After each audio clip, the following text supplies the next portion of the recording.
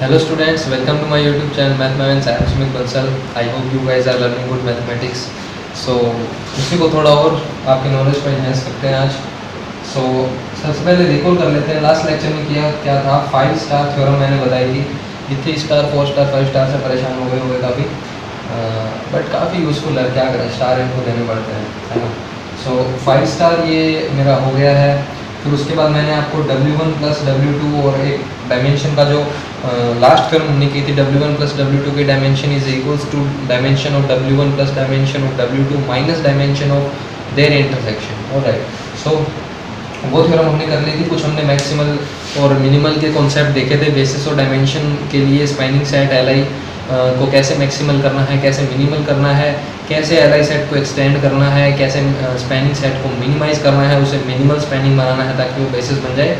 सो वो सारी चीज़ें हमने देखी थी. तो आज थोड़ा सा एक अलग टॉपिक है, नया कुछ करने की कोशिश करेंगे. ठीक है, तो कुछ भी नया करने से पहले हम क्या करते हैं आपको पता ही है. सबसे पहले हमारे पास वेक्टर स्पेस आ जाता है R² हमेशा की तरह. ठीक है, अब क्या करें, इतना ज़्यादा यूज़फुल है ये, तो इसे यूज़ करना अच्छा लगता है बार बार. तो अब क्या करेंगे, V is equals to R² मेरे पास वेक्टर स्पेस है. इसके सब स्पेस की मैं बात कर लेता हूँ. एक मैंने इसका सब स्पेस ले लिया कुछ भी x, चलो R² ना लेके R² ले लो, ये ज़्यादा अच्छा है. ठीक है, x 2x where x belongs to कुछ भी आप कर सकते हो, रियल नंबर कर लो. चलो ठीक है, x belongs to real number because field जो है आपका वो भी क्या है, R है. जैसा कि मैंने बताया था कि through out the course R और C पर हमारा फोकस काफ़ी रहेगा. फील्ड R है, vector space R² over R है, W इसका सब स्पेस है. W में कैसे 2 टपल्स आ रहे हैं, x 2x आ रहे हैं, यानी कि अगर आपके पास x और y W में कोई आ रहा है तो y इक्वल है 2x के and x belongs to R. That means y also belongs to R. Obviously clear है ये तो. ठीक है, तो ये आपका जो है W है इस टाइप का. ठीक है, अब मैं क्या कहना चाहता हूँ, मुझे क्या चाहिए, मैं बात कर रहा हूँ इक्विवेलेंस क्लास की. किसकी बात कर रहा हूँ, इक्विवेलेंस क्लास ऑफ x, और I will say coset of x. Okay, cosets of x. ये इक्विवेलेंस क्लास ऑफ x क्या है और कोसेट ऑफ x क्या है. फर्स्ट ऑफ ऑल W आपके पास एक सबस्पेस होना चाहिए, मैंने आपको बता दिया. तभी हम डिस्कस कर रहे हैं इक्विवेलेंस क्लास ऑफ x और कोसेट ऑफ x. ठीक है, तो इससे पहले मैं डिफाइन करना चाहूँगा एक रिलेशन. क्या रिलेशन डिफाइन करना चाहूँगा, मैं कहूँगा कि x और y जो है एक दूसरे से रिलेटेड हैं. कब रिलेटेड हैं, अगर x माइनस वाई बिलोंग करता है किसमें, हमारे W में. किसमें बिलोंग करता है, हमारे W में. x माइनस वाई अगर W में बिलोंग कर रहा है तो x और y को क्या कहा जाएगा, रिलेटेड कहा जाएगा एक दूसरे से. और यही रिलेशन जो है मेरा क्या हो जाएगा, इक्विवेलेंस रिलेशन. आपको पता ही है क्या होता है इक्विवेलेंस रिलेशन की. जो मैं बात कर रहा हूँ कि आपके पास क्या होना चाहिए, ये रिफ्लेक्सिव होना चाहिए. रिफ्लेक्सिव होगा ही x, यानी कि x और x लेकर चलोगे टपल में, सो x x से रिलेटेड होगा क्योंकि x माइनस x यानी कि 0. तो 0 तो ऑलवेज सब स्पेस में होता ही है, तो रिफ्लेक्सिव तो होगा ही. फिर हम बात करते हैं सिमेट्रिसिटी की, यानी सिमेट्री की. x माइनस वाई अगर बिलोंग कर रहा है तो y माइनस एक्स भी करेगा, तभी y रिलेटेड भी हो जाएगा. ट्रांजिटिव की बात करें तो ट्रांजिटिव का मतलब क्या है, x related y, y related x, then x will be related to z. Obviously because x minus y belong कर रहा है, y माइनस z कर रहा है, तो x minus y plus z y minus z, तो वही हो जाएगा अपना x माइनस z बिलोंग कर जाएगा W में. तो तीनों रिलेशन सेटिस्फाई कर रहे हैं. That's why we are calling it equivalence relation. कैसे डिफाइन किया है, x is related to y. अगर x माइनस वाई जो है W में जा रहा है तो हमने इसको क्या बोल दिया, रिलेशन, और ये हमारा इक्विवेलेंस भी है. तो इक्विवेलेंस क्लास ऑफ x क्या होगा, या कोसेट ऑफ x क्या होगा. If I would say if y belongs to coset of x, if y belongs to coset of x, या फिर y belongs to equivalence class of x. इसका मतलब क्या है, y belongs to coset of x. Coset क्या होगा, x plus w. x का कोसेट क्या है, ये x प्लस w. तो इसका मतलब क्या है, देखो x प्लस w कह दूँ, या फिर मैं कह दूँ y minus x belongs to w और x minus y belongs to w. तो बात वही आ गई कि x माइनस वाई और y माइनस एक्स बिलोंग कर रहा है w में. तो कहने का मतलब वो सारे एलिमेंट कोसेट ऑफ x में आएंगे, वो सारे y बिलोंग करेंगे x प्लस w को, जो x माइनस वाई और y माइनस एक्स कुछ भी कह लो बिलोंग्स टू w. तो इसका मतलब क्या हुआ, देखो इस एग्जांपल के थ्रू मैं बताता हूँ कि इसका मतलब क्या हुआ. सपोज आपने एक एलिमेंट ले लिया x यहाँ पर 1 2, ठीक है, 1 यहाँ रखोगे तो 2 आएगा. 1 2 एक एलिमेंट ले लिया. कार्टेशियन प्लेन की मैं बात कर रहा हूँ. ये मेरे पास यहाँ से लाइन जाएगी इस टाइप से, जो है एक मेरे पास लाइन पास होगी यहाँ से y is equals to 2x की, ये आपका x है, ये आपका y है। तो ये जो पॉइंट है ये कहीं यहाँ पर होगा इस जगह पर, ठीक है। ये पॉइंट आपका 1 2 हो गया। अब इसके मुझे क्या चाहिए, कोसेट चाहिए। तो कोसेट के अंदर क्या आएगा, इस x के अंदर जस्ट आपको ऐड करना है क्या, w। तो w का मतलब क्या है, w आपका क्या है, x 2x यानी कि xy, वो टपल्स जिसमें y इक्वल्स टू 2x हो, यानी कि इस लाइन के पैरेलल मुझे जाना है ऊपर और नीचे की तरफ। तो इस लाइन के पैरेलल जितनी भी लाइंस बनेगी आपकी, वो सारी की सारी क्या जाएंगी, कोसेट ऑफ x के अंदर आपकी चली जाएंगी। तो इस टाइप की जो पैरेलल लाइंस होंगी वो आपकी क्या होंगी, x प्लस w के कोसेट ऑफ x में चली जाएगी। तो ये तो था इसका थोड़ा कार्टेशियन रिप्रेजेंटेशन। और वैसे मैं बात करूँ बाय डेफिनेशन तो वो क्या हो गया, रिलेशन हमने इस टाइप से डिफाइन किया है। कोसेट ऑफ x के अंदर किस टाइप के एलिमेंट होंगे, इस टाइप के एलिमेंट होंगे, ठीक है। तो अब हम डिफाइन करना चाहते हैं कोशेंट स्पेस। क्या डिफाइन करना चाहते हैं कि कोशेंट स्पेस क्या होगा, जैसे वेक्टर स्पेस में कह रहा हूँ वैसे ही कोशेंट स्पेस में कह रहा हूँ। तो मुझे क्या चाहिएगा, इसको डिफाइन करने के लिए ऑब्वियसली वेक्टर स्पेस है ना हमारे पास, और उसके लिए फिर हमें क्या चाहिए, दो ऐसे बाइंडिंग ऑपरेशन चाहिए जो वेक्टर एडिशन के साथ साथ स्केलर मल्टीप्लिकेशन को भी डिफाइन करे। हमने देखा था वेक्टर स्पेस की डेफिनेशन में, तो इसके लिए भी मैं वही देने वाला हूँ, ठीक है। तो आपको समझ में क्या आया कि W एक सबस्पेस है V का, इस टाइप से इसका रिप्रेजेंटेशन देख लिया हमने। इक्विवेलेंस क्लास ऑफ x या कोसेट ऑफ x हमें, अच्छा एक और बात, अब यहाँ पर मुझे बताने की ज़रूरत नहीं है, ये अंडरस्टूड है। यहाँ पर एक बात हमारे पास अंडरस्टूड है कि इक्विवेलेंस क्लासेस जो होती है, इक्विवेलेंस आपको पता होगा, equivalence classes are either equal, या तो कम्प्लीटली वो इक्वल होती है, और वो क्या होती है, या फिर डिसजॉइंट होती है, या फिर क्या होती है, डिसजॉइंट होती है। तो कोसेट्स भी आपके क्या हो गए, कोसेट्स भी आपके सेम यही डेफिनेशन फॉलो करेंगे कि कोसेट्स आर आइदर इक्वल और कम्प्लीटली डिसजॉइंट, ठीक है। तो ये मेरे पास चीज़ हो गई। अब मैं बात कर लेता हूँ इसके डेफिनेशन की, ठीक है। इसकी डेफिनेशन में मेरे पास क्या आएगा, तो डेफिनेशन में वैसे तो मैंने आपको बता ही दिया कि अपना रिलेशन कैसे डिफाइन हो रहा है, ठीक है। तो उसमें कोई इशू नहीं है। कोशेंट स्पेस के लिए मुझे क्या डिफाइन करना है, v अपॉन w। ये जो है आपका क्या कहलाएगा, कोशेंट स्पेस कहलाएगा। ये आपका क्या कहलाएगा, v अपॉन w क्या कहलाएगा, आपका कोशेंट स्पेस कहलाएगा। v बाई w कह लो इसको। w आपका क्या है, आपको पता है एक सबस्पेस है v का। अब इसके अंदर ऑपरेशन किस टाइप से डिफाइन होंगे वो देखो। जब आप कहते हो कि आपने एक एलिमेंट लिया है v बाई w के अंदर, जब आप कहते हो आपने एक वेक्टर लिया है v बाई w के अंदर, तो वो वेक्टर कैसा होगा, देखो x प्लस w टाइप का होगा। x प्लस w टाइप का होगा वो वेक्टर, जहाँ पर x आपका बिलोंग कर रहा है v से, और ये w तो आपका w है। यहाँ स्मॉल w लिख सकते हो, small w belongs to this set, ठीक है, वो भी कोई इशू नहीं है। सॉरी प्लस आएगा यहाँ पर, ठीक है। x plus w belongs to this. Similar way में अगर आप लिखते हो y प्लस w, यहाँ पर ये लिख लो w belongs to this, v by w, वो कोई इशू नहीं है, ये बात है, ठीक है। तो दो एलिमेंट आपने v upon w quotient space में से हमारे ले लिए हैं। तो अब इनको क्या करना है, हमें ऐड करना है, ठीक है। सो v प्लस w, प्लस की मैं बात कर रहा हूँ कि प्लस कैसे डिफाइन होगा और डॉट कैसे डिफाइन होगा। तो प्लस कैसे डिफाइन है, x plus w y plus w, ये क्या हो जाएगा, x plus y plus w। ध्यान से समझना इस ऑपरेशन को। ये जो है ये वाला ज़्यादा इंपॉर्टेंट है, alpha into x plus W. तो ये आपका क्या हो जाएगा, alpha dot x plus W, alpha dot x plus W, ठीक है। तो इस टाइप का जो ऑपरेशन होगा वो आपका क्या होगा, स्केलर मल्टीप्लिकेशन, और ये क्या है, एडिशन। अब यहाँ पर अगर मैं बात करूँ आइडेंटिटी की, तो यहाँ पर सबसे ज़्यादा मिस्टेक होती है, बच्चे आइडेंटिटी यहाँ भी रख लेते हैं 0, जबकि आइडेंटिटी यहाँ आपकी इसके लिए 0 नहीं होगी। आप खुद देख सकते हो ऑपरेशन किस टाइप से डिफाइन है।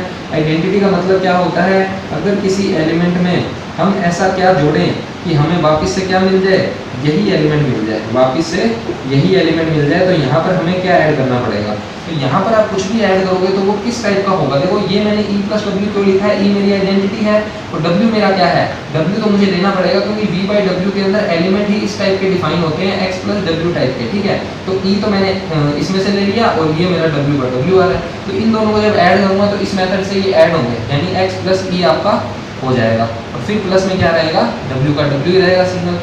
ये इक्वल है किसके, x प्लस w के, ठीक है। अब x प्लस e क्या होता है, x ही होता है, आपको पता है क्योंकि e बिलोंग कर रहा है v में से, और v के लिए e क्या है, आपकी आइडेंटिटी है।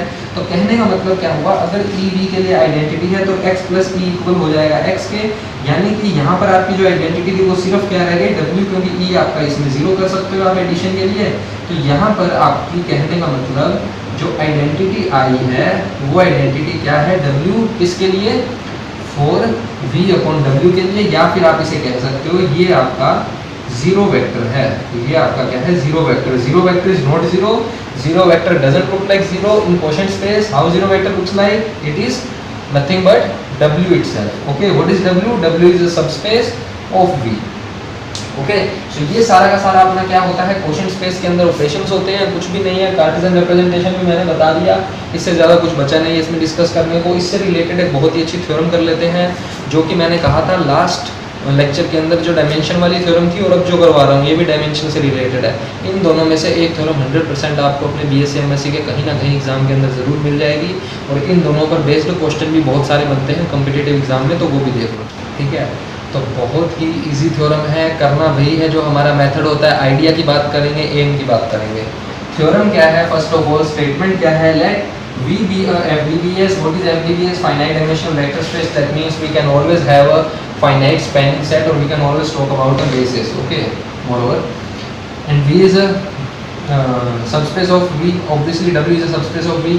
Then dimension of V is equals to dimension of V upon W plus dimension of W. So dimension of V और dimension of W तो कुछ ठीक है, हमें समझ में आता है कि V का बेसिस और W के बेसिस का जो कार्डिनलिटी होगा वही होगा डायमेंशन। तो ये डायमेंशन क्या होगा, ये भी क्या होगा, cardinality of basis of V upon W।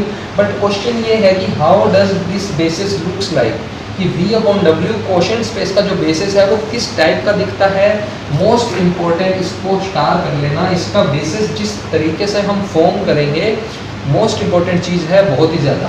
तो अब ध्यान देना, अब इसको मैं ये भी लिख सकता हूँ इसकी बजाय कि dimension of V minus dimension of W मैं इक्वल प्रूफ कर दूँ dimension of V upon W, ठीक है। Dimension of quotient space is equals to dimension of V minus dimension of W। ये मैं अगर बता दूँ तो भी मेरा काम हो जाएगा।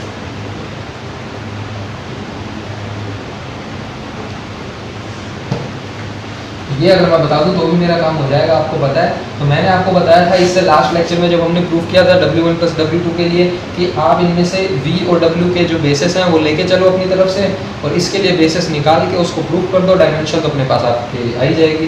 तो सिमिलर वे में हमें वही काम करना है, कुछ इसमें अलग नहीं है। अब आपको पता है कि W जो है सबसेट है V का, मोर ओवर आप कह सकते हो W सबस्पेस है किसका, V का। अब आपको पता है कि अगर आप W का बेसिस एज्यूम करके चलो, अगर आप W के लिए कोई बेसिस एज्यूम करके चल लो, V जिसे हम नाम दे देते हैं, तो वो बेसिस होगा, तो वो क्या होगा, Li होगा। अगर वो यहाँ पर Li है तो वो यहाँ पर भी क्या होगा, V के लिए भी Li होगा।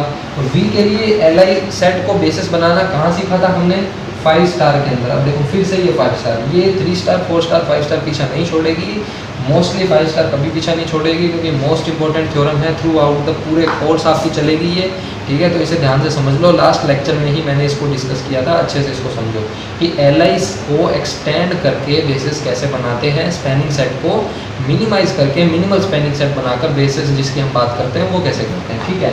तो W की मैं बेसिस एज्यूम करके चलूँगा तो वो Li होगा, V में भी, और उस Li सेट को एक्सटेंड करके V का बेसिस बना दूंगा और दिखाऊंगा कि V अपॉन W का जो बेसिस है उसकी जो डायमेंशन कार्डिनलिटी जो होगी वो इन दोनों के माइनस करने पर सेम आएगी, ठीक है। तो कुछ भी नहीं है, आइडिया मैंने आपको दे दिया है प्रूफ का, यही आपका आइडिया था, यही चीज़ जो मैंने करी थी लास्ट थ्योरम में, तो वही हम यहाँ पर करने जा रहे हैं, बिल्कुल मतलब की तरह प्रूफ चलेगा। तो सबसे पहले वही W के लिए जूम करना है। So let B is equals to U1 U2 UN be a basis of W, okay, implies B is Li in V, यहाँ पर लिख दो because W is a subset of V और W is a subspace of V। Subspace की हमें यहाँ भी need नहीं है, हम जस्ट कहना चाहते हैं कि V जो है सबसेट है, W जो है सबसेट है V का। सबस्पेस की हमें जो ज़रूरत है वो तो सिर्फ इस क्वोशंट स्पेस को डिफाइन करने के लिए थी, तो वो बात वहीं पर एक बार एंड कर दो, ठीक है, इसका यूज़ तो हो गया। सो फर्स्ट कीवर्ड यहाँ पर फाइनाइट था, तो फाइनाइट के लिए मैं स्पैनिंग सेट की ऑलवेज एजम्पशन ले सकता हूँ। सो B is Li in V because we can extend this Li set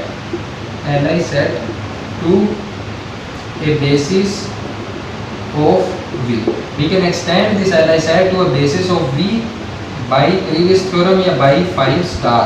5 star theorem कौन सी थी उसका स्टेटमेंट यहाँ नोट डाउन कर सकते हो, कोई इशू नहीं है, ऐसा तो ये स्टेटमेंट है जो मैंने लिख दिया। ठीक है भाई, 5 स्टार मैंने यहाँ पर लिख दिया। 5 स्टार क्या है, जब आप लास्ट लेक्चर देखोगे तो पता चलेगा, जिनको नहीं पता। So B is L I in B, that means यहाँ पर आप एक डिफाइन कर सकते हो अपना नया कुछ बी डैश, ठीक है। देन बी डैश क्या हो जाएगा, u1 u2 un। अब un से ज़्यादा एलिमेंट इसमें डालने पड़ेंगे, एक्सटेंड कर रहे हैं तो इसको थोड़ा आगे तक ले जाओ, un+1 un+2 और ur तक ले जाओ, ठीक है। लास्ट जो थ्योरम थी उसमें मैंने क्या किया था, un तक करने के बाद उसको मैंने v1 v2 vn कर दिया था। तो वैसा भी कर सकते हो, लेकिन आपको पता है कि यहाँ पर आपके पास सिर्फ ये एक ही सेट है लेके चलने को। वहाँ पर आपके पास w1 था, w2 था, w1 इंटरसेक्शन w2 था, तो 3 सेट थे। तो तीनों के लिए मैंने u v w अलग अलग ले लिए थे ताकि थोड़ा इजी हो जाए अल्फा बीटा गामा यूज़ करने में, स्केलर यूज़ करने में। लेकिन यहाँ पर एक ही सेट है तो मैं इसको ईजी समझ रहा हूँ, ठीक है। तो ये मुझे काफ़ी ईजी लगा, तो इसलिए इसको एक्सटेंड कर दिया, थोड़ा सा इसमें वेक्टर्स और डाल दिए। So now implies this implies b dash is equals to this is a basis of v, ठीक है। अब ये बेसिस बन गया किसका, v का। अब जरा ध्यान दो, आपको पता है कि डायमेंशन ऑफ v क्या होगी। यहाँ पर मैं बात कर रहा हूँ डायमेंशन ऑफ v, तो डायमेंशन ऑफ v क्या है, v का बेसिस ये है। डायमेंशन क्या होगी, इसमें जितने एलिमेंट है, इसमें टोटल एलिमेंट कितने हैं, 1 से n तक, फिर n+1। अब देखो इसमें एलिमेंट n+r मत कर देना, क्योंकि n के बाद मैंने n+1 लिख दिया, यानी कि टोटल एलिमेंट कितने हैं, r है। टोटल एलिमेंट कितने हैं, r है। ये कुछ इस टाइप से हो गया, यहाँ अगर 4 है तो यहाँ 5 आ रहा है, 6 आ रहा है और लास्ट में 8 आ रहा है। तो टोटल 8 एलिमेंट है, 4 + 8 मत कर देना, टोटल 8 एलिमेंट है। तो टोटल r एलिमेंट है, तो v के अंदर r एलिमेंट है। डायमेंशन ऑफ v/w मुझे पता नहीं है अभी, क्योंकि मुझे इसका बेसिस ही नहीं पता। w की डायमेंशन, w के लिए बेसिस ये है, इसमें n एलिमेंट है। तो मुझे एक बात तो पता चल गई कि डायमेंशन ऑफ v/w जो आएगा उसमें एलिमेंट कितने होंगे। इसको मैं रख कर देता हूँ, आइडिया दिमाग में रखो, ठीक है। तो मुझे एक बात पता चल गई कि डायमेंशन ऑफ v/w के अंदर कोशेट स्पेस की डायमेंशन क्या होगी, r - n होगी।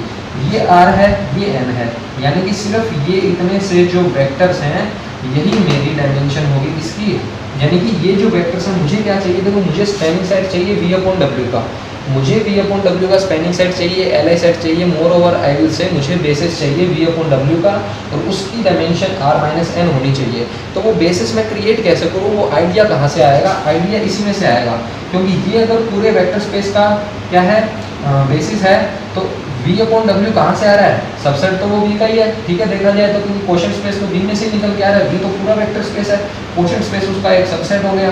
तो कहना क्या चाहते हैं कि इसके लिए जो बेसिस आएंगे वो इसी में से कहीं ना कहीं मुझे मिल जाएगी, क्योंकि ये आपका स्पैनिंग सेट हो जाएगा इसका, और इस स्पैनिंग सेट को हम अब रिड्यूस करेंगे। तो कितना रिड्यूस करें, आपको यहाँ से आइडिया मिल गया, r - n। तो r तो ये है, n ये है, तो सिर्फ ये एलिमेंट बचेंगे। सो नाउ मेरा एम क्या है, मैं सिर्फ ये एलिमेंट उठा लूँगा, ये वाले। क्यों उठा लूँगा, रीज़न आपको क्लियर हो गया है। un+1 un+2 से लेकर ur तक, ठीक है। ये एलिमेंट मैंने सारे ले लिए। अब मैं दिखाऊंगा कि ये जो है बेसिस है इसका v/w का। अब आपको पता है v/w से ले रहे हैं, तो u तो सारे के सारे v में बिलोंग करते हैं, अपॉन में w है, तो इसके अंदर एलिमेंट कैसे आते हैं, x + w y + w type के।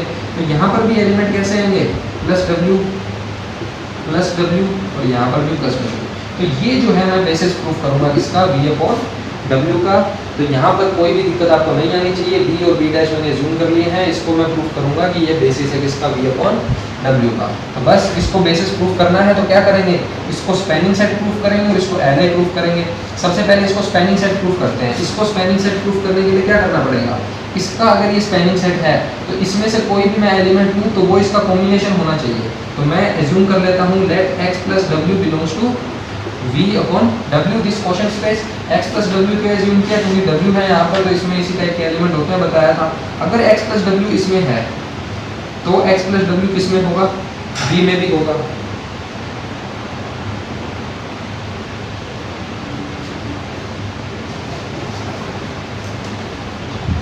अगर x + w जो है इस कोशेंट स्पेस में है, अब आप क्या चाहते हो कि ये आपका स्पैनिंग सेट बन जाए, लेकिन आपको पता है कि ये जो वेक्टर है इस कोशेंट स्पेस में तो है ही, लेकिन ये जो वेक्टर है ये एक वेक्टर स्पेस का एलिमेंट तो है ही, और वो वेक्टर स्पेस कौन है, मेरा v है। उस v के लिए बेसिस क्या है, b' है। तो यहाँ लिखो सबसे पहले, since b' is a basis of v। तो देखो अगर b' बेसिस है v का, तो इसका मतलब क्या हुआ, आपको पता है कि x + w अगर इसमें बिलोंग कर रहा है, इसका मतलब x कहाँ बिलोंग कर रहा है, v में।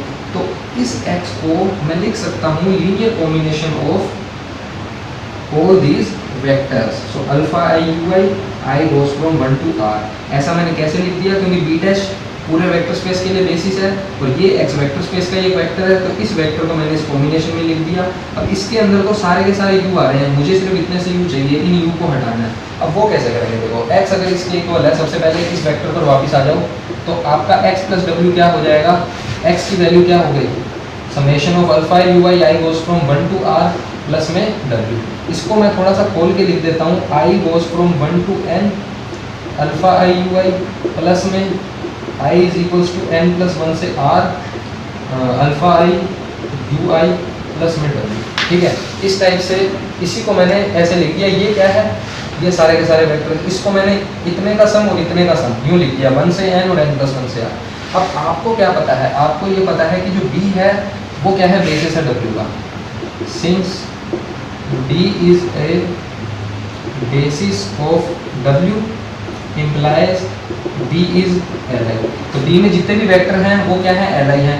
b में कितने वेक्टर हैं, u1 से un, तो u1 से un तक जितने भी वेक्टर आएंगे उनका कॉम्बिनेशन हमेशा क्या आएगा, 0, क्योंकि सारे के सारे अल्फा आइस क्या होंगे, 0 हो जाएंगे। तो ये जो है आपका कहाँ चला जाएगा, 0 का मतलब 0 हो जाएगा। ये 0 होने का मतलब क्या है, ये कहाँ चला जाएगा, w में चला जाएगा, क्योंकि 0 वेक्टर आपका क्या है, w है।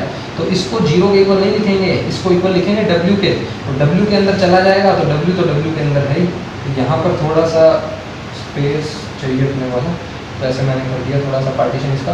तो कहने का मतलब क्या है, ये किसके इक्वल हो गया, ये पार्ट चला गया w में, तो बच क्या गया, सिर्फ i is equals to n plus 1 से r alpha i u i plus w।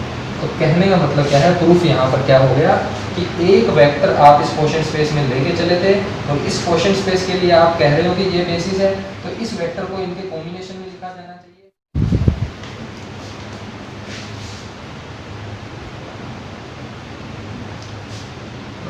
कुछ टेक्निकल इशू आ गए इसमें, तो मेरे हिसाब से पीछे वाला पूरा रिकॉर्ड नहीं हुआ, मैंने देखा अभी। तो मैं उसमें क्या बता रहा था, स्पैनिंग सेट हम पहले बेसिस प्रूफ करना है तो spanning plus L I proof करेंगे। तो वो जो हम कर रहे थे वो स्पैनिंग प्रूफ कर रहे थे और ऑलमोस्ट यहाँ मैंने डन कर दिया था उसको। तो हमने क्या किया था, हमने x प्लस डब्ल्यू एक एलिमेंट लिया था v प्लस डब्ल्यू में, पहले वाला बता रहा हूँ जो कर रहा था मैं, x प्लस डब्ल्यू एक एलिमेंट लिया और हमने दिखा दिया कि x प्लस डब्ल्यू जो है वो इक्वल है alpha i u i plus W के, जहाँ i जो है n प्लस 1 से r तक जा रहा है। यानी कि हमने यूज़ कर लिए सारे के सारे ये वाले, ये सब के सब यूज़ कर लिए, यानी कि एक एलिमेंट इसमें से लिया और इस एलिमेंट को, इस वेक्टर को इन सब के कॉम्बिनेशन में लिख के दिखा दिया।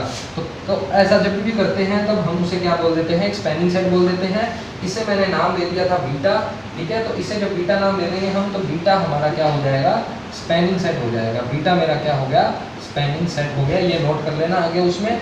तो बीटा अगर स्पैनिंग सेट हो गया तो अब बीटा को प्रूफ करना है एल आई, क्योंकि बेसिस चाहिए। तो एल आई प्रूफ करने के लिए क्या करते हैं, जितने भी वेक्टर्स होते हैं उसको अल्फा से मल्टीप्लाई कर लेते हैं। तो इन सबको अल्फा से मल्टीप्लाई किया तो अल्फा का यू से मल्टीप्लाई हो गया, अल्फा को डब्ल्यू से मल्टीप्लाई करेंगे डब्ल्यू ही रहेगा।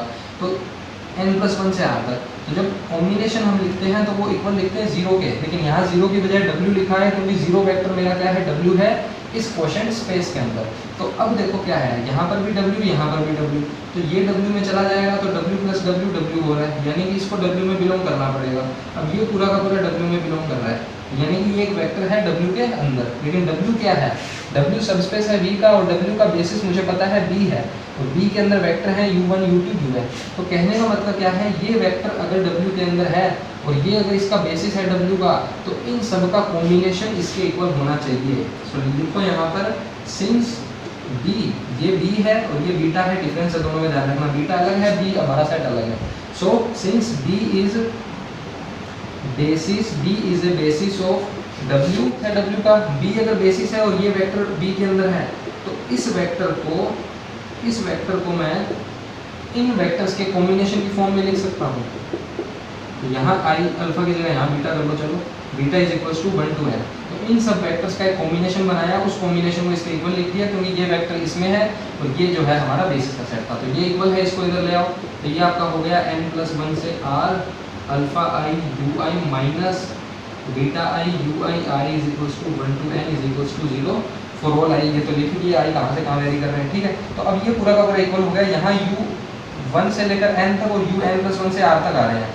तो u1 से लेकर n तक और n + 1 से r तक कहाँ जा रहे थे, बीटा डैश में, b डैश में।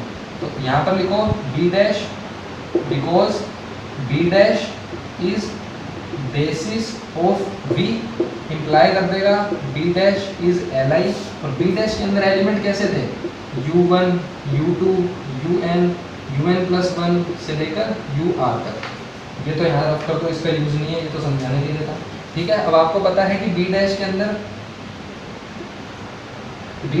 इस टाइप के एलिमेंट है, तो ये क्या है, li है। अब u1 से लेकर ur तक, तो यहाँ पर देखो क्या है, u1 से लेकर un और un+1 से लेकर ur तक, यानी कि सारे के सारे वेक्टर यही वाले हैं। अगर ये li है, तो इनके स्केलर्स 0 होंगे, और स्केलर्स क्या है, अल्फा और बीटा, यानी कि अल्फा i = 0 और beta i = 0 for all i = n+1 to r, for all i = 1 to n। तो ये मेरे प्रूफ हो गए सारे के सारे 0। इसको मुझे li प्रूफ करना था। इसको li प्रूफ करने के लिए इसके जो स्केलर्स थे n+1 से r तक अल्फा, वो सारे 0 होने चाहिए, तो वो सारे मैंने 0 प्रूफ कर दिए। इसका मतलब क्या है, मेरा बीटा क्या है। सो ये जो प्रूफ हम कर रहे थे यहाँ पर, इसमें बहुत ज़्यादा टेक्निकल इशू आ रहे थे बार बार, तो 2 दिन बाद फिर से इस वीडियो को दोबारा मैंने लिखा सारा, तो जस्ट वैसे तो कंप्लीट हो गया था थोड़ा सा मैं, और इसको लास्ट में एज ए समरी आपको बता देता हूँ कि हमने क्या कर लिया। ये हमारे पास थ्योरम थी, डायमेंशन ऑफ v इक्वल, हमें ये प्रूफ करना था, और ये हमारा क्वेश्चन स्पेस हमने पढ़ लिया था, ठीक है। v की जो इसकी डायमेंशन थी वो मेरे पास n थी, इसकी डायमेंशन मेरे पास r थी। सो बेसिकली इसकी डायमेंशन मुझे निकालनी क्या है, n - r, ताकि ये मेरा प्रूफ हो जाए, तो थ्योरम है, ठीक है। अब इसकी मुझे डायमेंशन चाहिए, तो इस क्वेश्चन स्पेस के लिए मुझे बेसिस चाहिए, और वो बेसिस हमने इस टाइप का फॉर्म कर लिया था इन दोनों के बेसिस के आइडिया को लेकर। तो इसे हम दिखाना चाह रहे थे बेसिस। तो बेसिस दिखाने के लिए क्या चाहिए, स्पैनिंग सेट और li सेट। इसको स्पैनिंग सेट हमने दिखा दिया था अभी थोड़ी देर पहले, ठीक है, इसी वीडियो में। और अब इसको li दिखाना है, तो ये मेरा एम है कि इस बीटा को मैं क्या दिखा दूँ, li के लिए सेम वही प्रोसीजर सारा लेके चले हम, यहाँ तक मैं समझा चुका हूँ। अब ये मेरा क्या हो गया, सारे अल्फा मेरे 0 हो गए, यानी कि ये li हो गया, स्पैनिंग हो गया, तो ये बीटा क्या हो जाएगा, बेसिस हो जाएगा इसके लिए। और बेसिस होते ही जो डायमेंशन है v/w की क्या हो जाएगी, कार्डिनैलिटी ऑफ दिस बीटा, इस बीटा की कार्डिनैलिटी। बीटा और बी में कंफ्यूज मत हो जाना, बी डैश और बीटा 3 सिंबल यूज किए हैं अलग अलग। अब इसकी कार्डिनैलिटी क्या है, तो देखो 1 से शुरू किया था, 1 से लेकर r तक टोटल तो कितने हैं, 1 से बीच में n है, n+1 है इस टाइप से, और यहाँ पर r है। तो हमें चाहिए n+1 से r तक, तो ये कितने नंबर हो जाएंगे, ये टोटल कितना है, r है, और ये कितना है, n है। तो ऑब्वियसली ये बच क्या गया, r - n। कितना मैथमेटिक्स जानते हो, सो ये क्या आ गया, n - r। सो हमें यहाँ चाहिए भी क्या था, n - r। सो ये जो थ्योरम है आपकी प्रूफ हो गई, ठीक है। तो इतना था इसमें। नेक्स्ट वीडियो में हम क्या करेंगे, every vector space has a basis. काफ़ी इंपॉर्टेंट थ्योरम है, मैंने बताया था, कहीं वो उसका प्रूफ ऐसा इन जनरल नहीं मिलता आपको देखने के लिए। तो जस्ट आपकी जो लीनियर अलजेब्रा की नॉलेज है उसमें वो प्रूफ को ऐड कर लेना अच्छे से, काफ़ी अच्छा प्रूफ है। नेक्स्ट वीडियो में हम उसे करते हैं, ठीक है। अगर वीडियो पसंद आए तो वीडियो को लाइक करें, शेयर करें, चैनल को सब्सक्राइब करें। Thank you very much.